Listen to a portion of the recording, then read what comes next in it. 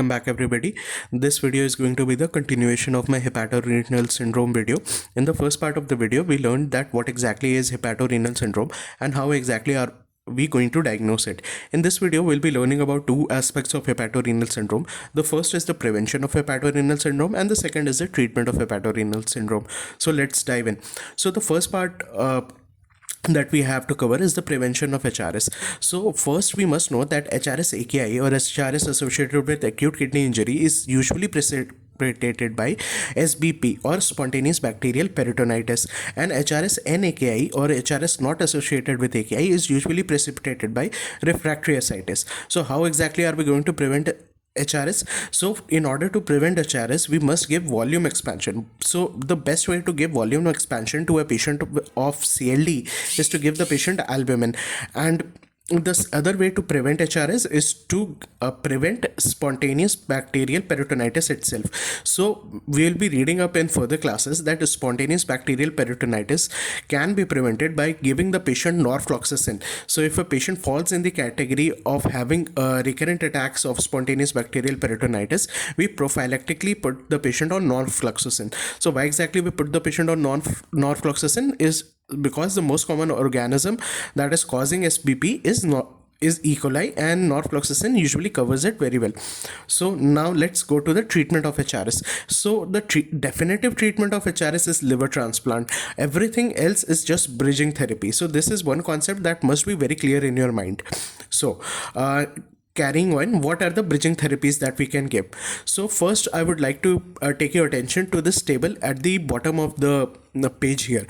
So if the HRS patient is suitable for transplant and the donor is available, then we immediately go for transplant. If the donor is unavailable or the patient is unsuitable for transplant, then we go for these various bridging therapies. So there are three bridging therapies. First is TIPS, and we go for TIPS if the patient is having hepatic NCAF more than grade 2 or the Child-Pugh score is less than 10, or we go for extracorporeal liver support if the hepatic NCAF grade is more than 2 or the Child-Pugh score is more than 13. However, one must remember that both these bridging therapies are quite expensive, and TIPS is an invasive process which you might not want to do in a patient who is already suffering from something as grave as HRS on top of CLD.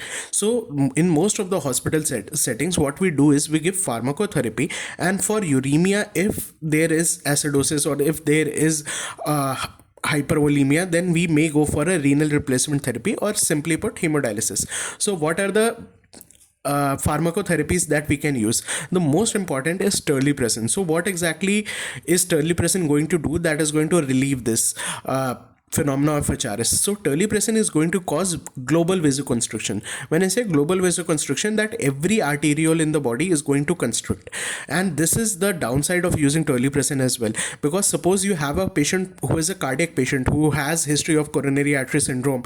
In such patients, terlipressin is going to go and cause vasoconstriction of the coronary arteries, and quite possibly it can trigger a cardiac event. So in these patients, you have to use terlipressins very wisely. And even if the patient does not have any cardiac history, and you will notice that the patient is going to have some amount of bradycardia. So how exactly are we going to give terlipressin? We give terlipressin at 1 mg QID. We assess the patient creatinine level in various serial RFT monitoring, and if the creatinine level is not improving, if the urine output is not improving, then we increase the terlipressin dose to 2 mg QID, and the terlipressin therapy is given for 14 days.